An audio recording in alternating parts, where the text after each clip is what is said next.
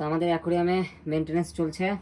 দেখো কতটা নোংরা হয়ে আছে, গাছগুলো প্রায় সবই পাতা টাতা একদম নষ্ট হয়ে যাচ্ছে। তো এটা জলটা কিছুটা ফেলে ক্লিন করে তারপরে আবার নতুন দেখো জল দিব এতে আমি এখন। তো দেখাই তোমাদেরকে কীভাবে কি ক্লিন করছি।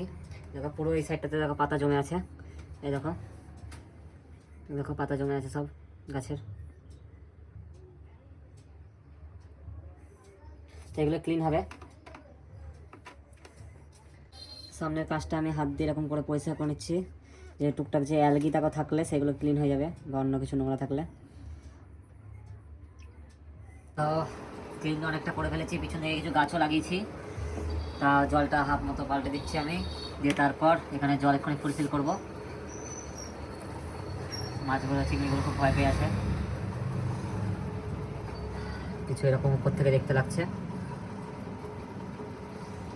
অনেকটা ক্লিন করা হয়েছে, এবার জল ফুলফিল করি, দিয়ে লুকটা দেখাই তোমাদেরকে। তো এখানে একটা প্যাকেট টাইপের দিয়ে রেখে দিয়েছি আমি উপরে, যেন জলটা দিলে আমার নিচে বালি টালিগুলো যেন না সরে যায়। দিয়ে আমি আস্তে আস্তে জলটা ফিল করবো এর মধ্যে। দেওয়ার পরে কিছু এরকম লাগছে, পুরো ক্লাউডি হয়ে আছে গোটা জলটা। পিছন দিকে কিছু গাছ লাগিয়েছি আমি এরকম, আর বাকিটা ক্লিন করেছি। এখন ফিল্টার চালাবো, ফিল্টার চালিয়ে রাতটা থাকবে সারা রাত, তারপরে ক্লিন হবে জলটা।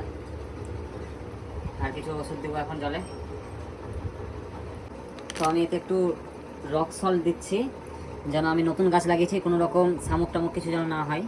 অল্প সামান্য একটু রক সল্ট দেবো এতে। আর জলটাতেও আমার কোনো পোকা টোকা কিছু হবে না তাতে। অল্প একটু নিলাম, অল্প মতো নিয়েছি, এখানে দেখতে পাচ্ছি তোমরা রক সল্ট। খুব বেশি কেউ দিবে না, যাতে জলের মধ্যে পুরো মেল্ট করে দিতে হবে। এটা ঠিক করে চারিদিকটাতে আমি ঠিক মতো ছড়িয়ে দিচ্ছি। ফাইনালি কিছুটা এরকম লাগছে আমার রেড চিলি শ্রিম্প এখানটাতে। দেখো কেমন লাগছে। ভিডিওটা ভালো লাগলে অবশ্যই লাইক শেয়ার অ্যান্ড সাবস্ক্রাইব করতে ভুলবে না। Bye bye.